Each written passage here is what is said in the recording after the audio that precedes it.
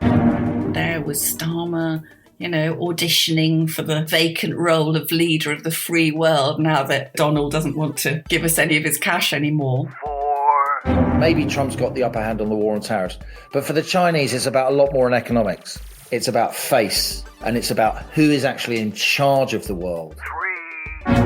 And I have to say, if I had 200 million right now in the health system, I wouldn't be spending it on an inquiry. 2. This is the drawback with the strongman politics. I don't think Trump has got many internal critics. 1. We have liftoff. Welcome once again to Planet Normal, the Telegraph podcast with Allison Pearson. Hello. And me, Liam Halligan. Keir Starmer's bestriding the world, Allison, talking manfully of conflict in far-off places, striking a hawkish pose, one that you say looks bogus and squalid. Over in the US, Donald Trump's just delivered the longest speech to any joint session of Congress in history. Barely 2 months into his presidency, it sounded more like a 1 hour, 40-minute victory rally, with Republicans chanting USA, USA, and protesting Democrats being thrown out for over-muscular heckling.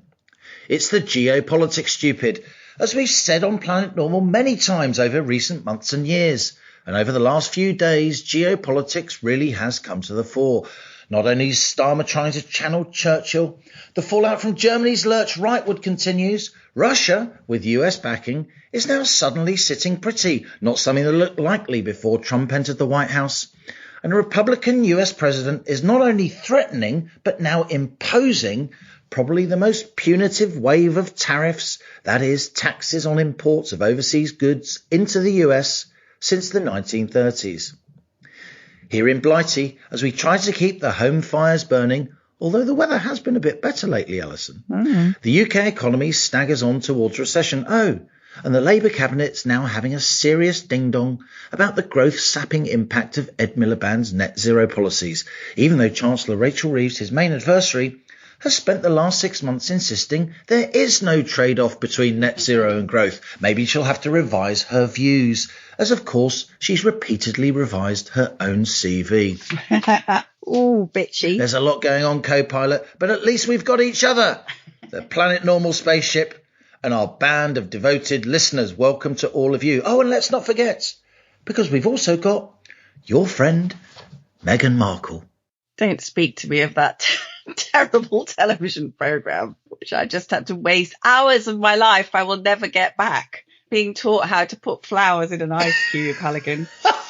Tell listeners who managed to miss that pinnacle of television genius that was Meghan Markle, the movie. Let's put it this way. She didn't command a Netflix television series on the basis of her natural conviviality and knowledge, if we're going to be polite. Oh, goodness me. With love, Meghan. It's a lifestyle series in which she teaches credulous viewers how to treat guests when they come to stay, including making your own bath salts, making your own candles, actually keeping your own bees to get the wax to make your own candles. I mean, it's richly ludicrous. That's big in Biggleswade. Yes. Oh, yes. It is accidentally probably one of the great comedies of TV history, but she has one episode which is devoted to preparing a children's tea party, but she takes the elementary precaution of not having any of her own kids around while she's doing it.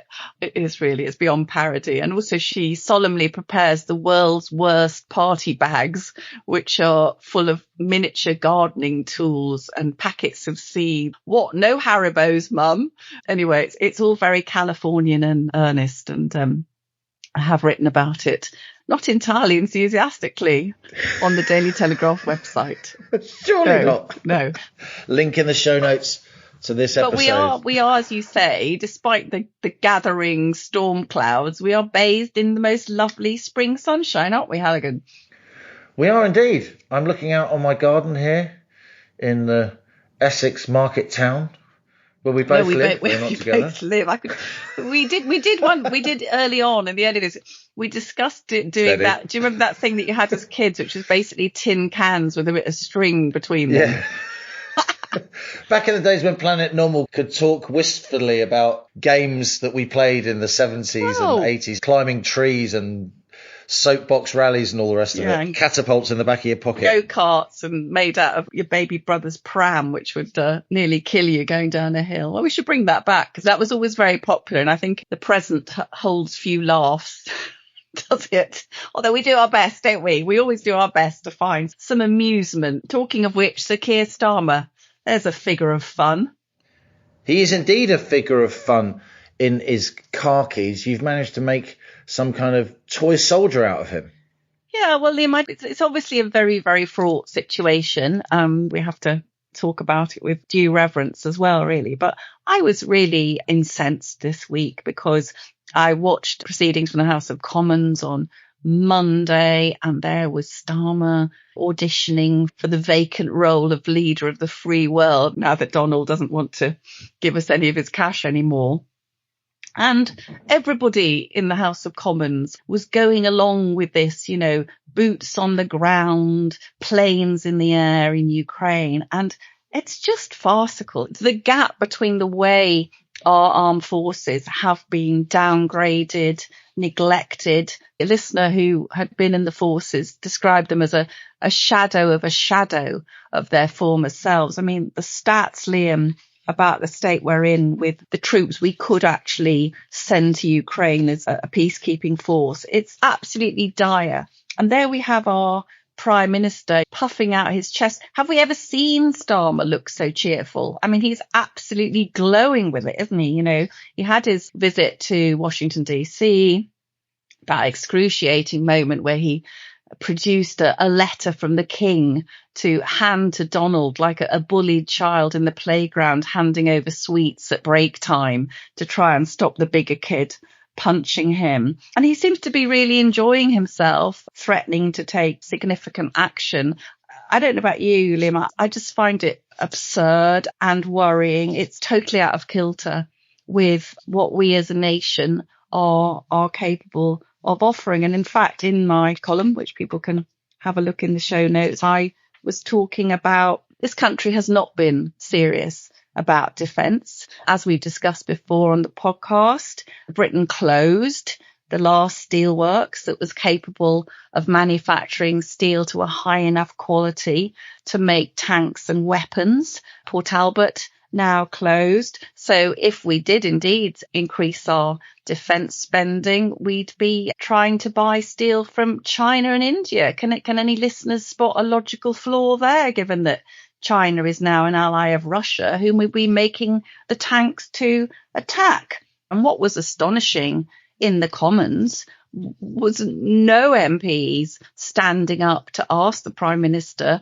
the hard questions about how can we afford this, given, as we know, our country is on the verge of recession. We have the highest electricity prices in the developed world. How would we manufacture the weaponry that would be required? All of these questions, Liam, not a dicky bird from these people. What is it about politicians? The minute war or military intervention is mentioned, they get incredibly excited and self-important and pompous, don't they?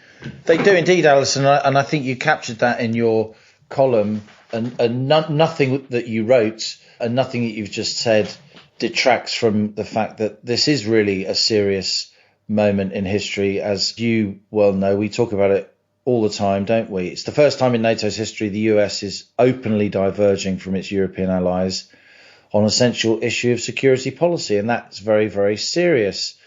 And yet, as you say, Keir Starmer's probably writing blank cheques when it comes to our military, given the severe rundown of capability in recent years. So he can bestride the world, promising to construct a coalition of the willing to do the heavy lifting of protecting a post-war Ukraine from the danger of renewed Russian attack. But the reality is you can't do that without American assistance and American air cover.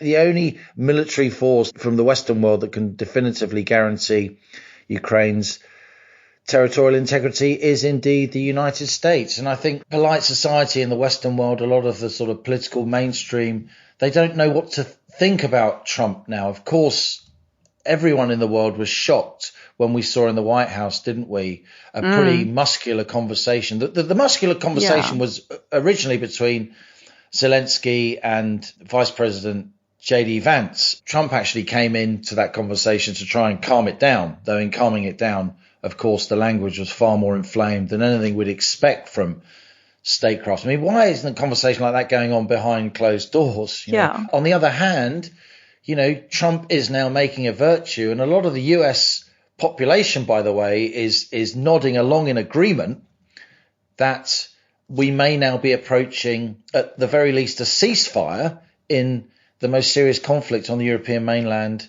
since the Second World War, in which over 1 million people have died. Yeah. And a lot of people want to see that happening as well, though to differ even in a minuscule way from the idea that, we must be in conflict. We must be as belligerent as we possibly can. We must not, that time-honored phrase, quotes, repeat Kremlin talking points.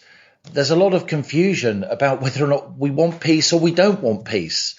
And into that situation, you have, I agree with you, opportunistic politicians striking poses while talking about things and capabilities that are complete nonsense. And it does stick in the craw when we've had so many, it sounds trivial, but it's not, emails about the ridiculous state of the housing for our military across the country. It's not ridiculous. The treatment by successive governments of our armed forces, some of the very best of us, is absolutely appalling. Can I just pick up on what you said? So let's remember the last time the phrase the coalition of the willing was used was by Tony Blair when he was persuading us to go into Iraq. And we know how well that worked out. And you'll also notice, Liam, that now advising Keir Starmer on foreign policy is Jonathan Powell. And Jonathan Powell was Tony Blair's advisor during that extremely dubious period. Now, I agree with you. I thought Trump's brutal humiliation of Zelenskyy in the Oval Office was horrible to watch. I thought a lot of, maybe most people, will have recoiled. We saw a leader who, whatever you think of him, has witnessed this horrific, savage act of naked aggression against his sovereign country. Hundreds of thousands of lives have been lost. Most certainly thought Zelenskyy deserved better, although it's interesting, has subsequently emerged that Joe Biden had previously lost his temper with Zelenskyy for being insufficiently grateful for American help. So it's just happened to be, often these things are usually played out behind closed doors. Now, there's no doubt, I think, that Zelenskyy's incredibly fierce pride and stubborn determination have sustained him and Ukraine through this incredibly dark time. You'll remember that right at the beginning, I mean, his life has been threatened. He could have left Kiev easily, couldn't he? He could have gone off and fled, but he's been there under personal threat. But I do wonder whether that warlike, proud character has made him insufficiently flexible, as I'm afraid the inevitable ugly compromise approaches. Now all wars, nearly all wars, end in unsatisfactory deals, don't they? We can look back to Vietnam when America basically dumped South Vietnam in it despite making promises. And it's a fact, Liam, that when Trump said to Zelenskyy, "You haven't got the cards," I mean, that was just true. That was just right? true. And it needed to be said because the war was going nowhere. That's the reality. No. The war was going nowhere. There was no way that Ukraine was going to be able to sustain any kind of defense with huge respect without US support. No. And the US was never going to give enough support for Ukraine decisively to beat Russia, if that would ever be possible. Let's be realistic. Just look at the size of the respective armies. You know what, Allison, we're going to be talking about the rights and wrongs of this for many months and years. Yes, of course, Putin illegally invaded Ukraine. It was a wanton act of aggression and should be condemned unreservedly. And yet, you know what? I think when future historians look back on this period, what they'll really be focusing on isn't the mechanics of how the war between Ukraine and Russia ended for now. I'm not going to use the word was resolved, because that would be far too presumptuous. They're going to be looking instead at these tariffs. We're not looking at these tariffs, and we should be looking at these tariffs. These tariffs, Trump's now got a 25% tariff introduced on Tuesday on Mexico and Canada. He's just doubled the tariff on China from 10 to 20%. That 10% was Joe Biden's tariff, by the way. If these tariffs stick, this is the biggest wave of taxes on imports into the US since the 1930s, since those so-called Smoot-Hawley tariffs, the two US lawmakers who brought those in. Those tariffs which caused the Wall Street crash in 1929 eventually to turn into the Great Depression of the mid-1930s Steinbeck US Dust Bowl. I personally think these tariffs are a grave error. These tariffs will fuel inflation in America because they will make goods more expensive in America, because there are taxes on imports and those taxes will be passed on to consumers. Yeah. These tariffs, I also think, will cause unemployment in America. Why? Because although they are designed to protect, among others, US steel workers, of whom there are about 250,000, US workers across other forms of manufacturing that use steel as an input in their millions, their industries are going to become less competitive because they're going to be using more expensive imported steel alongside US steel.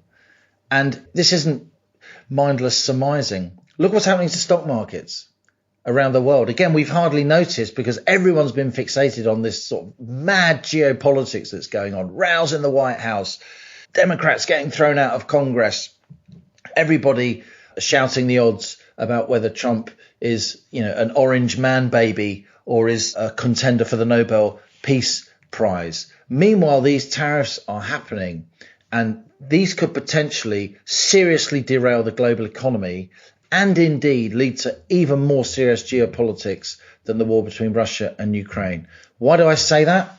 Because, yes, Trump can push around the Canadians and the Mexicans.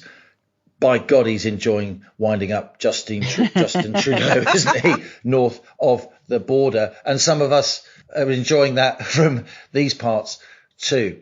And he can probably push around the EU as well, given the respective economic imbalance between the US on one hand, which has been growing quite strongly, and a seriously indebted, politically fraught and divided European Union. But he cannot push around China. Yeah. And he may feel, as he is pumped up on his hubris and talk of this is the most golden period in US history and all the rest of it, and as the American political establishment herd-like swings in behind him and the full force of the political and media class get behind Trump in the US, if not the full force of the security services, that's a discussion for another day. But as he feels buoyed by his own, quotes, success, he may think that he can push the Chinese around too. And he cannot push the Chinese around. And yes, it's true. There are more Chinese exporters to the US than there are US exporters to China.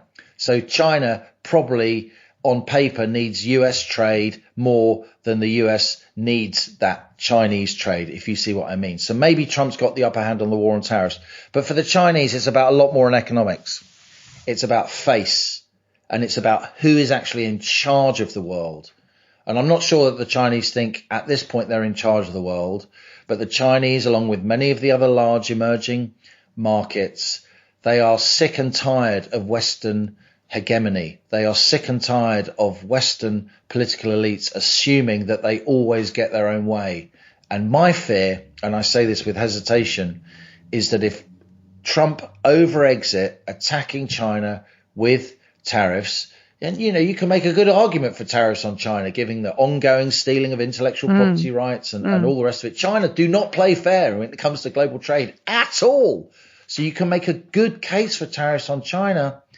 But China aren't going to see it that way. And if Trump pushes them too hard and looks as if he's enjoying it a bit too much as he pushes them hard, then how are they going to respond?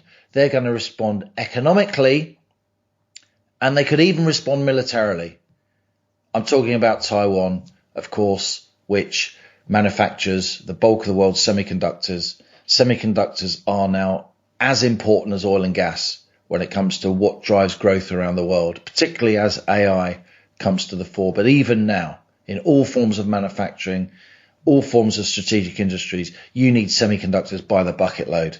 And the Taiwanese have got much of the global market stitched up. I think this is the drawback with the strongman politics. I don't think Trump has got many internal critics. I think that you see the Republicans who might normally speak out being silenced. And it's very interesting. I mean, I think you've got a great track record, co-pilot, of foreseeing these difficulties way before anyone else does. By the way, I like the idea of Justine Trudeau. Oh, yes, just slip of the tongue. No, it's a huge improvement. I think, but I suppose I would say that it strikes me with Ukraine, you know, a question I posed in the column, is there perhaps method in Trump's madness? What if he is giving Putin a way out that doesn't mean he's humiliated and gives him a better story to tell back in Moscow? And I do think, you know, whatever people say about Trump, this may be the only way that this strongman dictator will be persuaded to agree a ceasefire and come to terms. But something that jumped out at me, should we have a little Velma stat? I thought you'd never ask. I know. Velma's glasses were actually, they were sunglasses, but they were sort of blue, weren't they? I've recently acquired, do you know, spectacles are so expensive, aren't they? Bloody hell, 600 quid. I don't know. I've moved on to contacts, darling. 600 quid. Yeah, well, Haven't you noticed in my new slim state I've been wearing contact lenses? Because he's on the pool. We can tell. Halligan's on the pool. If you play your cards right, you can belong to the Planet Normal dating service. But anyway, Velma stat, this really jumped out at me this week, right? So we have all the European leaders, Ursula von der Leyen, my favourite. Did you see her? She was interviewed on Imagine German winning dinner with Ursula von der Leyen. Oh my God. She was interviewed on German television, making all these Starmer-like chest beating, we're all strong noises. And the interviewer said to her in German, will you have any child in the military? And she laughed haughtily. Yeah. You know, this is the thing with all of them, isn't it? It's not going to be their kids who are going to be peacekeepers in Ukraine. But the Velma stat that jumped out at me is that here's the EU taking this heroic stance against Russia. So the EU spends more still on Russian oil and gas than on aid to Ukraine. Sure. So last year, 2024, Europe is estimated to have bought 22 billion of fossil fuels from Russia, this existential enemy, while giving 19 billion euros to support Kiev. Now, you're a clever lad, Halligan. Where's the intellectual consistency in that position? Where are the sanctions that were supposed to be imposed on Russia? How can you seriously talk about rearming your continent when you are so dependent for energy on your enemy? And by the way, who was it who in 2017 told the Germans that they were plagued with fire by being so dependent on Russian energy? Oh dear, it was the dreadful Orange Man, wasn't it? The reality is, Allison, that we never really sanctioned Russian energy exports because we couldn't afford to. Owen Matthews has written about this in The Telegraph, a very experienced old Russia hand, somebody who I knew well when I was a foreign correspondent back in the mid-1990s. So as you say, we've spent more on Russian energy imports into the EU than we've spent, or at least as the European Union has spent on aid to Ukraine. And it was ever thus. Yeah. And, you know, why do you think it was that a very authoritative report concluded that the Nord Stream pipeline, the gas pipeline between Russia and Germany, was actually blown up not by the Russians or by the CIA, but by the Ukrainians? because they wanted to sever that link. Throughout the war, there have been pipelines going across Ukraine, exporting gas to members of the European Union. But that's nuts. Throughout the war, Russian oil companies, part owned by the Russian government, have been paying royalties for gas to Ukraine. It's completely nuts. But meanwhile, performative politicians pretend they don't know this stuff. And they probably don't, to be honest with you. And it certainly very rarely gets mentioned in our mainstream political debate. But it's all true because there is a massive interdependence between these various countries, and there's a massive economic interdependence, and there always will be, I'm sorry, between Russia and Ukraine. If you've lived in both those countries, spent lots of time in both those countries, as I have, it's just screamingly obvious, which is why the war is so tragic, and which is why, in the end, suing for peace is deeply imperfect and deeply upsetting to many people, not just the principle of it, but the style in which it's being done. But in the end, it simply has to happen. Yeah. The reality is, and people don't like to hear it, that even during sanctions, the Russian economy has actually performed pretty well.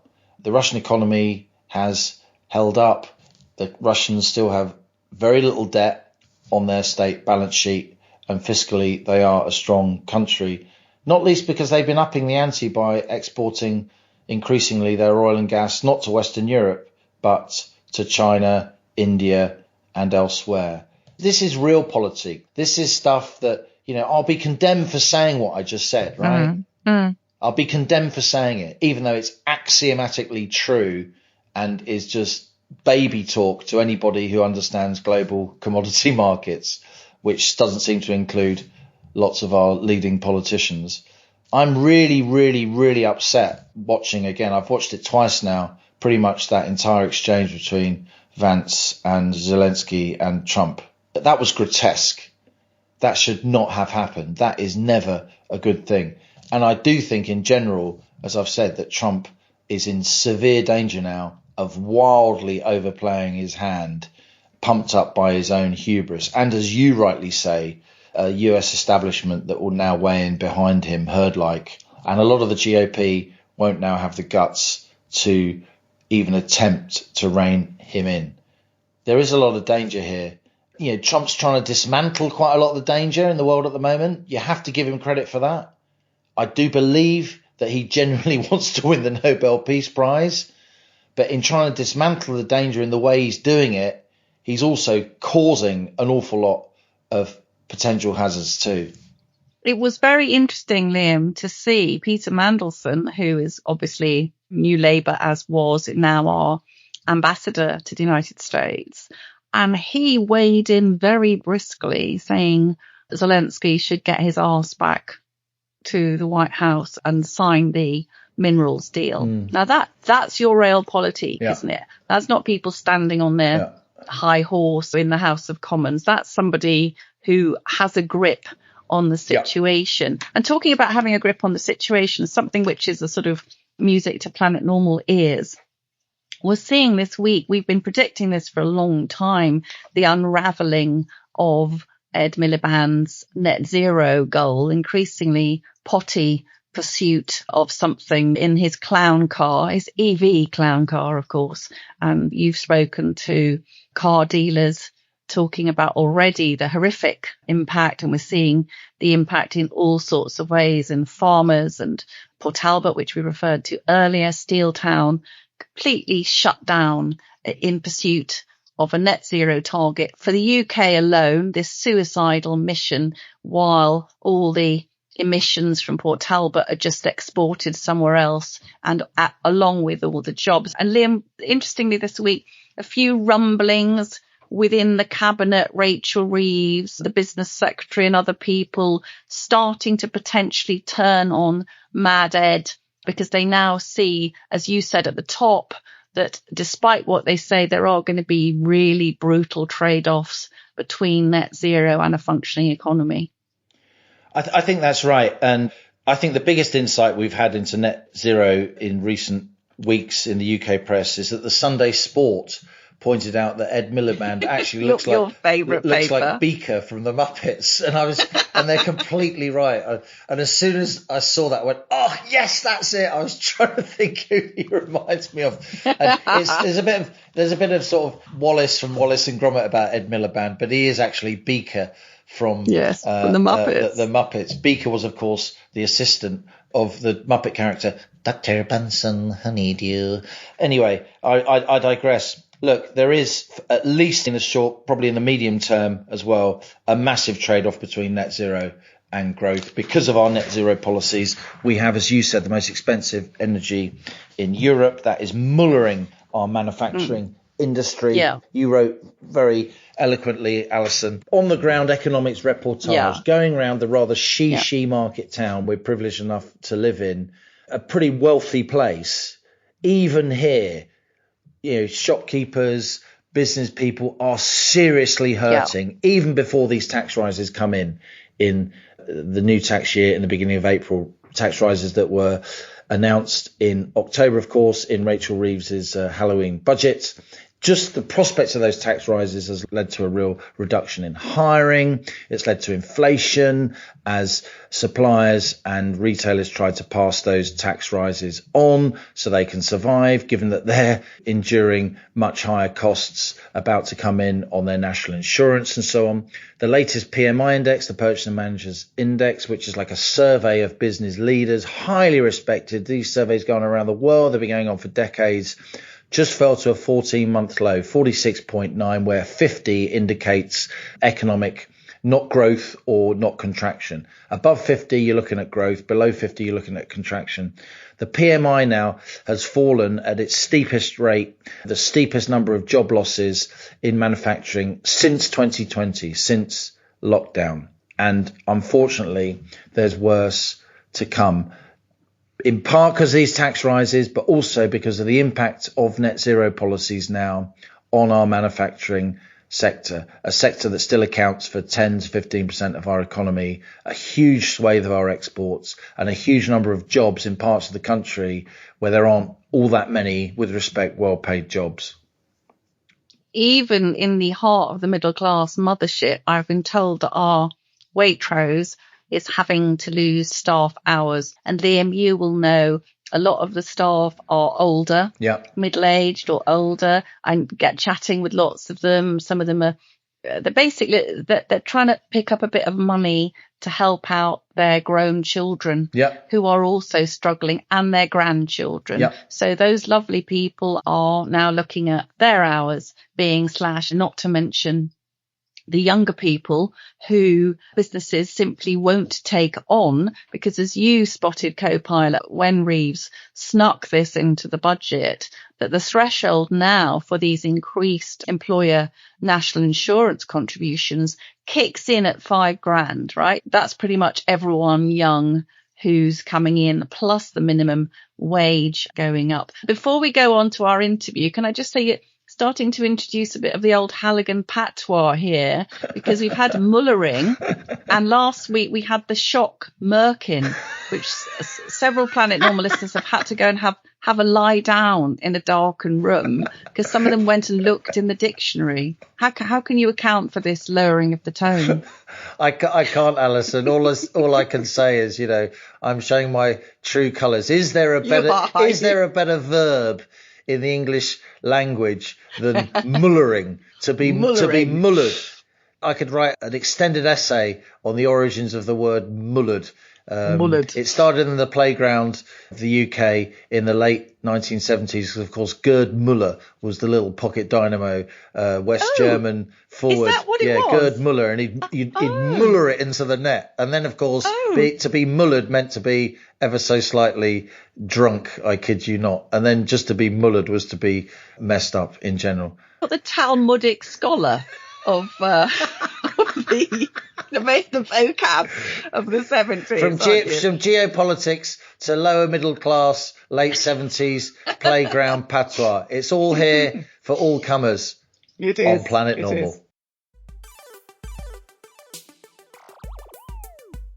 Now on to our Planet Normal guest. This Sunday, the 9th of March, is COVID Reflection Day, when the government urges us, and I'm quoting from the official blurb, to come together to remember those who lost their lives since the pandemic began and to honour the tireless work and acts of kindness shown during this unprecedented time. Now, lockdown was, of course, a time of tragedy and when many of us showed the best of British, looking out for our neighbours and helping others. But lockdown was, in the eyes of many, also an absolutely cataclysmic policy mistake that did far more harm than good, harm in terms of mental health, child development, education more broadly, the massive expansion of NHS waiting lists, and so-called deaths of despair, linked to the vast economic damage of lockdown, a 2-year period when the UK government borrowed and spent almost £500 billion. And for what? Carl Heneghan's director of the Centre for Evidence-Based Medicine, a practising GP and a clinical epidemiologist, one of the world's leading academic medical practitioners.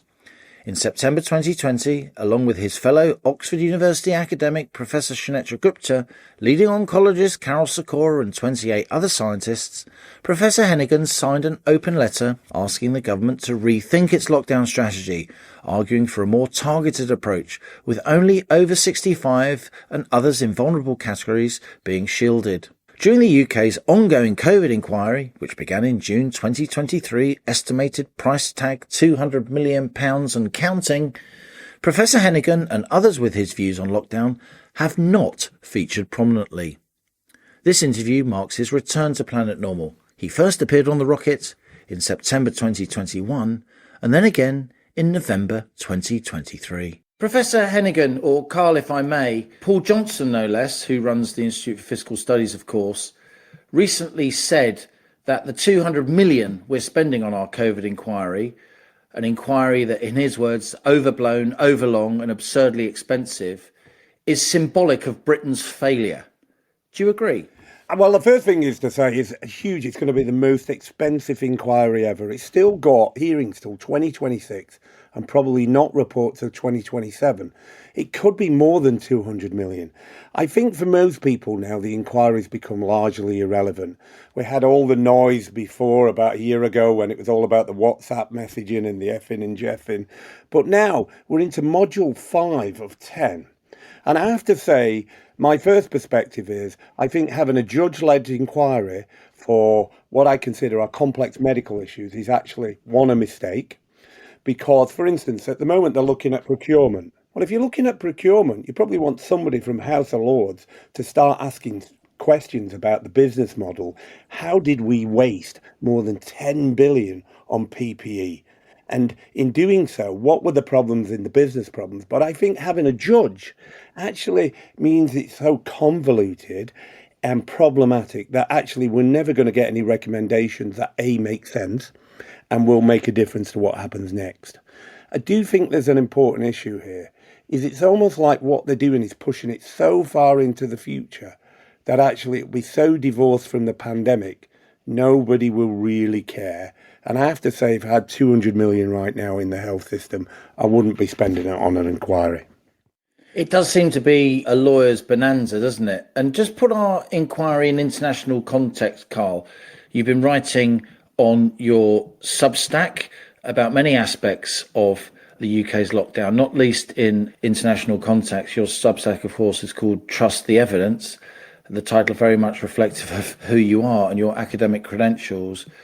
How does the UK inquiry compare to, say, the inquiry in Sweden, the inquiry in Italy, in other countries?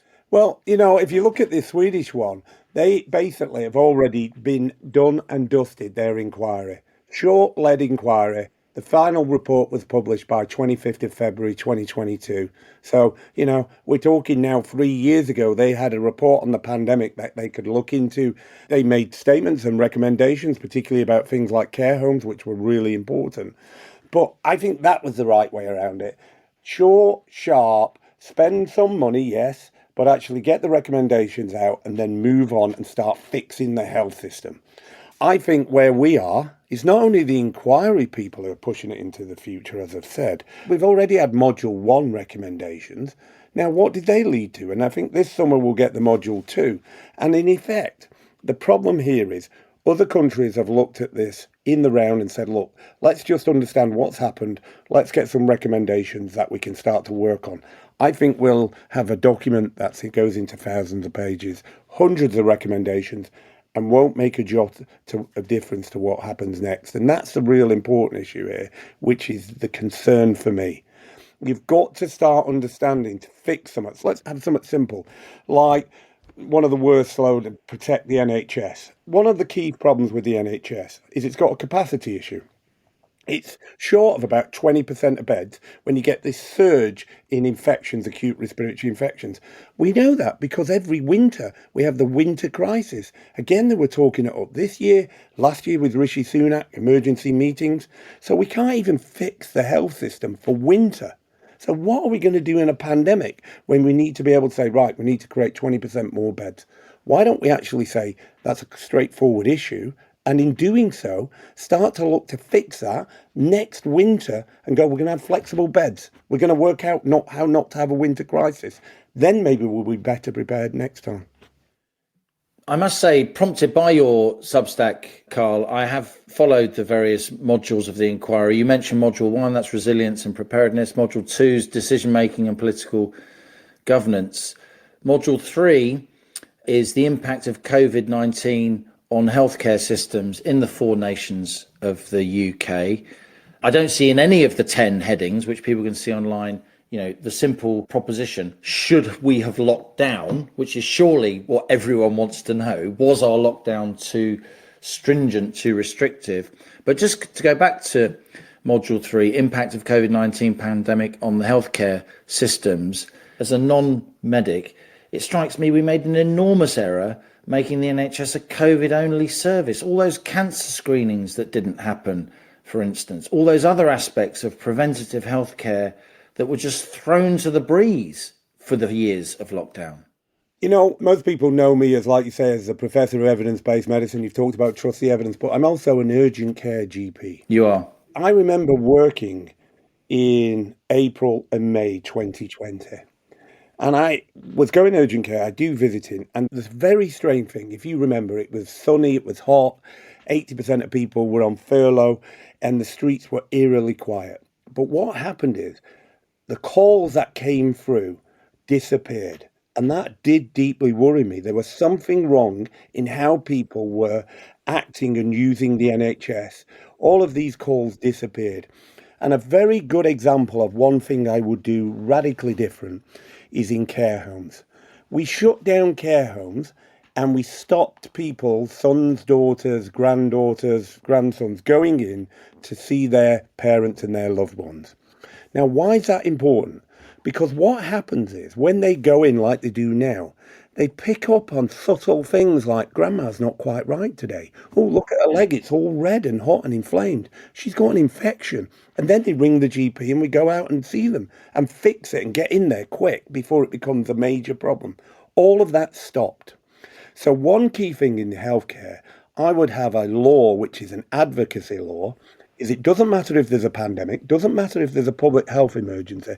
If you have a vulnerable person in your family, one person can be their advocate and go in any setting, whether it's a hospital or a care home, and make sure they're getting the right care at the right time. It deeply concerned me that the hospital shut down, and I think it was a bit like a heart attack to the system. And in trying to get it restarted, resuscitated, if you like, we're still seeing the consequences now coming through. And you're right, the idea that you can just stop all of healthcare and the consequences are zero is ridiculous. And this is the problem with all of the modelling that comes out, is it has no cost consequences, doesn't understand the collateral damage, and certainly doesn't model that in when it says, look, actually, lockdowns are risk-free. There is something about that needs to be fundamentally questioned. But you're right. The problem with the inquiry is not asking these fundamental questions. I'll just give you one example. I just wrote a piece, like you said, about the COVID inquiry. This isn't the one. When Hugo Queef opened up his opening statement in the latest one about the vaccines, he basically said, my lady, the public health benefit of vaccination generally is beyond argument. And of course, the vaccines outweighed the risks and benefits. So basically, he was making a statement. I'm like, what's the purpose of an inquiry then if you're not going to ask questions? Because you should be asking questions about, well, what about in young people? What about in children? What about those people under 40 who had the harms with the AstraZeneca? But what they do is say many of these things are outside of scope or beyond argument. We're not interested in whether lockdowns worked or not. What we want to do is look at the decision making. Well, actually, without these issues, what the inquiry is not doing is asking the fundamental questions that matter on our behalf. And that's what an inquiry should do, shouldn't it? It should go to the spaces and the questions that actually we want an answer to, the uncertainties. So did lockdowns work? The inquiry's not going to answer that. Absolutely mad. You mentioned Hugo Keith KC there, of course, the lead counsel to the COVID inquiry. Why do you think it is that the lawyers are all over this to the extent that they are? Why have the politicians abandoned debate and discussion in this area? COVID, lockdown, possibly the worst policy error in Britain since the Second World War. It barely figured as part of the discussion in the last general election. I mean, I sense that the public is really, really frustrated about that. Hey, look, Liam, if me and you were being employed by the COVID inquiry on the gravy train, we wouldn't be talking here. We'd be sat there in the room going, when do we put our invoices in? I think that... Is that what it is, Carl, a gravy train? Yeah, I think there's a machinery that now works that says, look, we've got a job here for 4 or 5 years and we're going to not do what's in the public interest. We're going to just make this last out. And in doing so, I mean, you're right, it's the 10 modules. It'll become a quiz in the future. What's module 9, for instance? But look, let's look at 2 things. PPE. The first fundamental question you need to ask is, what was the high quality evidence that informed its use? Does it make a difference, yes or no? They're not going to ask that question. The second question then is the sheer scale of the cost. In excess of £10 billion of unused PPE defective. And we spent about 50 billion in total on PPE, personal protective equipment, didn't we? I think 48 billion was the number. That's an insane amount of money. That's the defence budget for a year. Well, let me tell you what about Test and Trace? Test and Trace is a programme that actually cost about 37 billion. You could have nearly rebuilt the whole of the NHS estate for that amount of money. And a lot of that money went to the, big financial services, professional services firms, didn't it? Consultancies. 1 million nurses, 1.5 a year total social care costs. And the fundamental question is, Test and Trace, if you look at the evidence, did not make a difference to what happened next, may actually have increased the harms, not the benefits. Do you think Test and Trace was a net negative in clinical terms? Obviously, it cost a lot of money, but in clinical terms, you think it did clinical harm? Yeah, I'll tell you why. I went to urgent care one day. They had these surge testing centres. They had one in Oxford, okay? And I'm in the urgent care centre. There's me. I'm the only visiting doctor for 270,000 people. There's one base doctor, one emergency practitioner, a driver and a receptionist. There's 5 of us covering about nearly 250,000 people plus. Outside is a testing trace surge centre and they had over 8 people in there. So I'm telling you, the reason it's harmful is you could have took that money and pumped it into the health system and said, right, let's make sure we're doing urgent care visits for care homes, for people in their own homes. That's where we need to be. We need an NHS that's open for business, not protect the NHS. And in doing so, you're then putting it to where the problems are, where the complications are coming. So I'm telling you, net negative. I'm saying yes, because there's always a cost consequence. If you spend your money here, you're not spending it there. And in doing so, that's an important aspect of healthcare, to ensure you maximise what you spend that's shown to be cost effective. It makes a difference to actual care and for the important outcome. Just remind listeners, many Planet Normal listeners, of course, are extremely well-informed people that follow the news very closely. But just remind listeners who aren't aware, just briefly, Carl Heneghan, your experience with the COVID inquiry. You are, of course, an extremely eminent, extremely competent joint academic / clinician. Gives you real insights, as well as your world-class research record over many years, if I may say so. How interested was the COVID inquiry in what you had to say? Yeah, Liam, it doesn't matter. All that experience and expertise and whatever you lay it out, I'm still subject on occasion to naivety. I thought I was going to be going there and we were going to be asking questions about trying to understand what happened, trying to get to the truth, trying to understand basic principles that we'd done loads of research, like why the PCS testing actually failed everybody, what was the real problem with hospital-acquired infections, which the Telegraph covered, the problem in the modelling data. I thought all that was going to happen. And instead I went there and it was, to me, a character assassination to try and put me as representative of a certain side of the argument and put me in the corner. In doing so, while I was in the inquiry, I could feel that tension coming at me, thinking, I'm under attack here. I did not get to represent myself and put my views forward, because I feel when you're under attack in that way, you just have to remain calm and cool and collected and just go, in the midst of I was going, these people are not really interested in getting to the truth. And I found that disconcerting, and I think that's still the case today. Sorry, Carl, I know you're a pretty modest man. I'm just going to cite some of your credentials. You are the Professor of Evidence-Based Medicine at the University of Oxford. You're a former Editor-in-Chief of the British Medical Journal's Evidence-Based Medicine. And lawyers are character assassinating you. The nerve. Yeah, no, and it's interesting. If you think throughout the pandemic, we've been contacted by the World Health Organization, I've advised the US FDA, had people in America. In fact, only a couple of weeks ago, we got US senators now contacting us saying, can you look at the evidence? As America's changing its health policy, they've got lots of issues they want to look at. And then some trumped up lawyer on the public sector teat is dismissing your views on medicine and epidemiology. How did you sort of stay calm?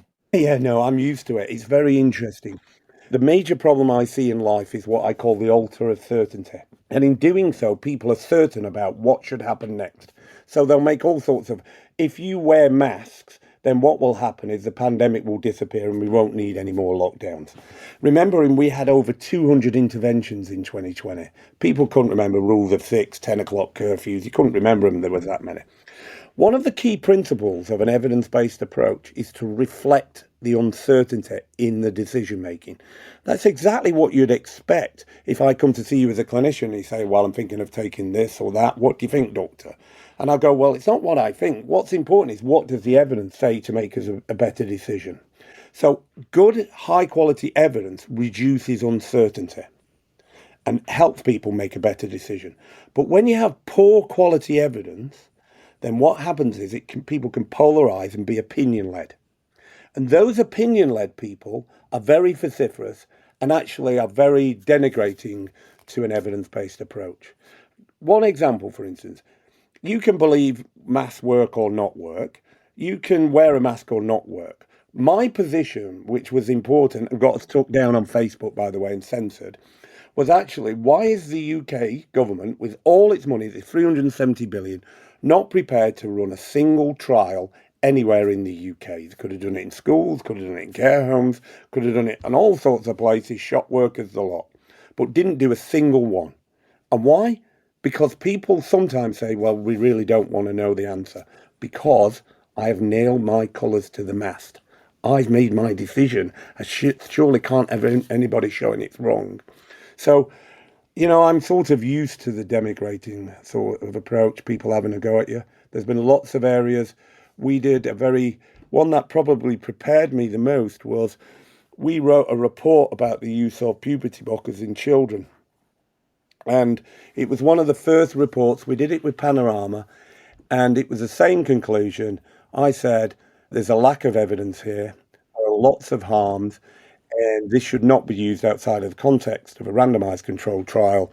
And if people are taking it, they're part of an experiment. And the long-term harms are irreversible, and that's deeply concerning. And I was on the front of the Oxford student newspaper as transphobe. I got annihilated for all that.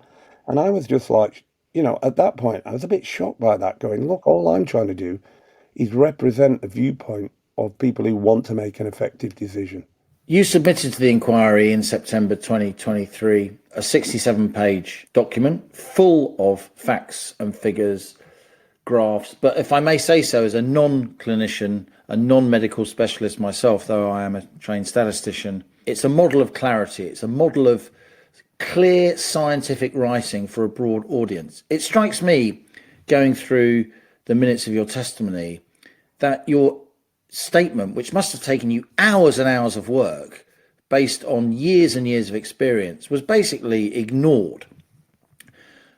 I'm wondering, we all in public life, you expect students to have a go at you, right? It's kind of what students do.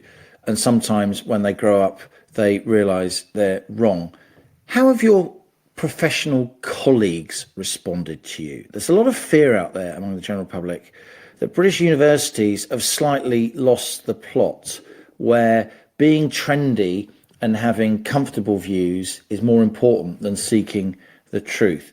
You're one of our most highly trained scientists, Carl Heneghan. How has the stand that you've taken, if you like, on COVID, on lockdown, following the evidence, as your professorial title suggests that you must, how has that impacted your professional life?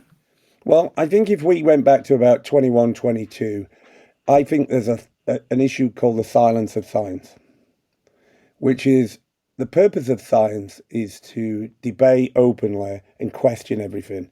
One of the key things is you talked about me. I've been at Oxford for 30 years. I came here in 94 as a medical student, and day one was question everything. But people went silent. People have gone silent because they're worried about the establishment.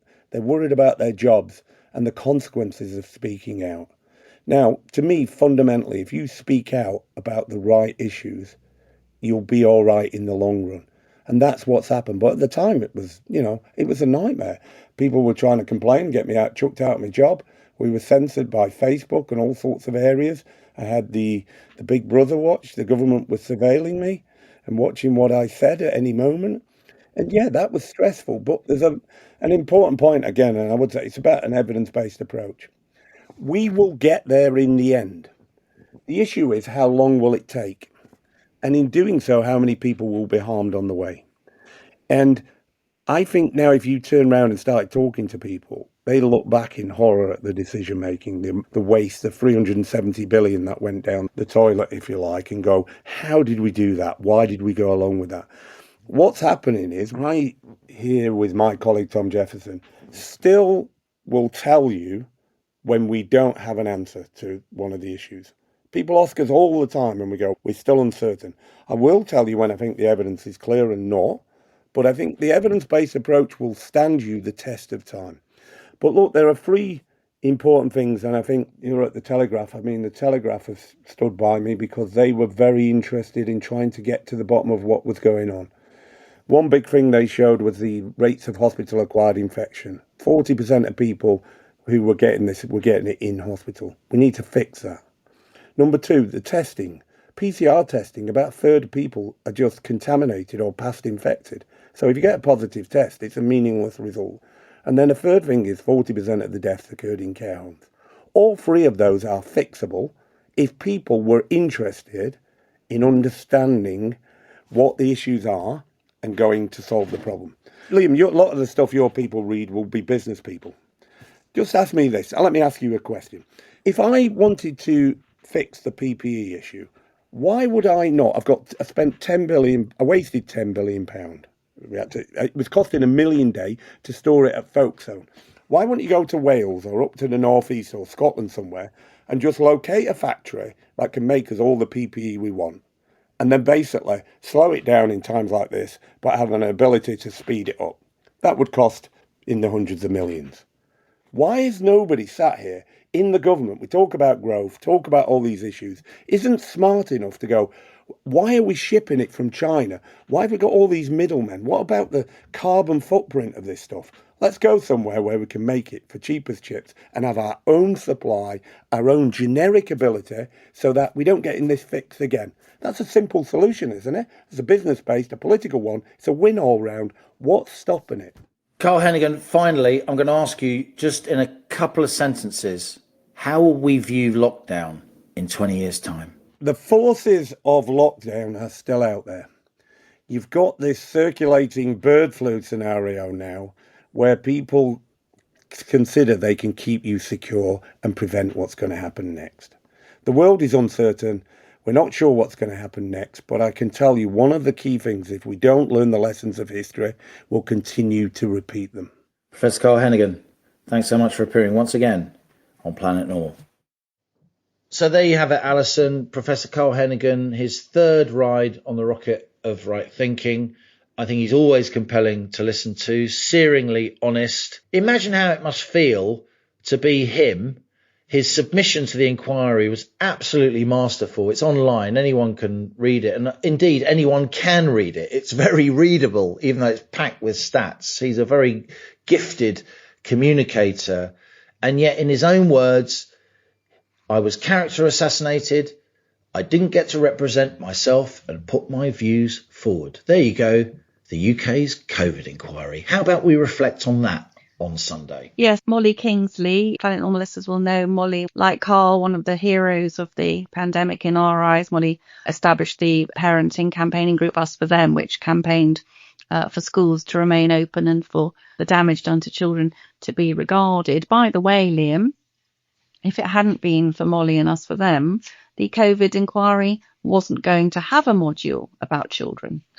Let's just remember that. Unbelievable. But I was cleaning my hob this morning. That's one of the things I do with my SIF or my GIF. And I was listening to your excellent interview with Carl, and I really got very tearful, and I can't bear it. You can hear in his voice, can't you? His amazing, sane, decent, practical person. This is a man who not only was looking at all the data during the lockdown, but was actually going into care homes as a GP, was being a medic. So he straddles these various disciplines. And the idea that an inquiry which is employing 150 lawyers, and Carl goes into that room where the Professor Neil Ferguson, Sir Jeremy Farrar, all these sort of members of SAGE, people with, let's just say, some question marks over what they did during the pandemic, they are treated with an unctuousness that Mr. Collins didn't show to Lady Catherine de Bourgh. Molly and I are writing a piece, the Saturday essay in the Telegraph. It'll be in the Telegraph this Saturday, talking about the COVID Day of Reflection and what we should actually, as you say, be reflecting about. And we publish what Hugo Keith, who is the senior counsel to the inquiry, said in his introduction to Sir Jeremy Farrar. He could not have been further up his backside without hitting his tonsils. It's absolutely appalling. So people who really needed scrutiny, what part did you play in this debacle, are treated as world-class experts. And Carl, who really knows his stuff, was treated with something close to contempt. So I felt incredibly upset. And something that occurred to me, Liam, as well, is that the same groupthink that was so bad during lockdown is also the groupthink we're now seeing in Parliament over Ukraine. Nobody daring to say boo to a goose, lest they mark themselves out as an independent thinker. And the same ruinous groupthink over net zero. All of these highly damaging things. And have we learnt the lessons? No. And what should this COVID Day of Reflection on Sunday, as Carl says, the COVID Day of Reflection should be asking, should we have done this previously unthinkable thing of locking the country down with what we know now? Or should we have had more targeted shielding? Well, that for those who wanted to shield elderly people, the vulnerable, as Carl Heneghan, Jay Bhattacharya, Professor Martin Kulldorff, and others advocated. A moment of great vindication, actually, is Jay Bhattacharya. People will know, Professor of Medicine, Economics and Public Health at Stanford. Jay was one of the three co-authors of the Great Barrington Declaration with Professor Sunetra Gupta and Martin Kulldorff, formerly of Harvard. Almost everything that the Great Barrington Declaration said about shielding the elderly and the vulnerable, because Planet Normal listeners will remember when I went to Sweden to interview the great Anders Tegnell, who never closed schools in Sweden and had a completely different, more Great Barrington approach. Anders Tegnell said to me, COVID-19 was the most age stratified virus he'd ever come across. So the idea that you would protect the elderly and the infirm, and that you would let the young go about their lives, which would have, saved us about 350 billion quid, Liam, which, as Carl Heneghan said, could have been spent on a few hospital beds. And the anguish of a generation.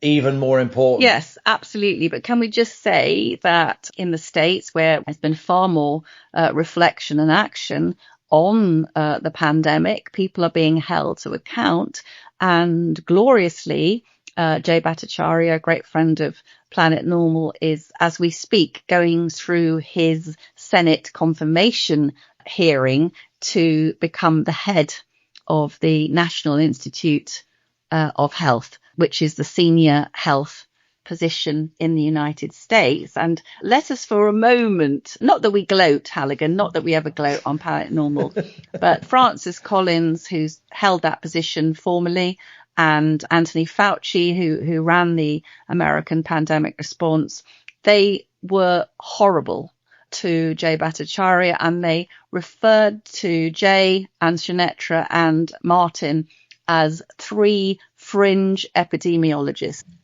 And they perpetrated what Jay maintains to this day was one of the biggest public health catastrophes in all history because of the damage. And we see every week, don't we? We see another report on child speech delay or cancers not diagnosed during the pandemic and so on. So a rather glorious, I think, moment in what I've described it in the piece Molly and I have published this coming Saturday. It's one of the most glorious vindications in the history of medical science. Jay Bhattacharya now taking the position which was used previously to denounce him with what he called vile abuse.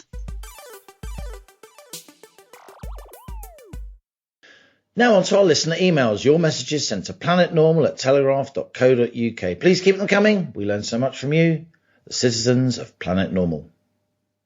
This is from Eric, co-pilot. I love this. Maybe Sir Keir Starmer could recruit a battalion of his human rights lawyer mates to fight in Ukraine. Then the ones who are left behind could prosecute them for war crimes when they come back. Eric, many a true word spoken in jest. And this is from Laura Allison, re the woke cloak that we've been referring to in recent weeks in this section of Planet Normal. Dear Allison and Liam, I'm a long-term citizen of Planet Normal, but I've been inspired to write my first ever email. Well done, Laura, in appreciation of another listener's recent email regarding the concept of a woke cloak.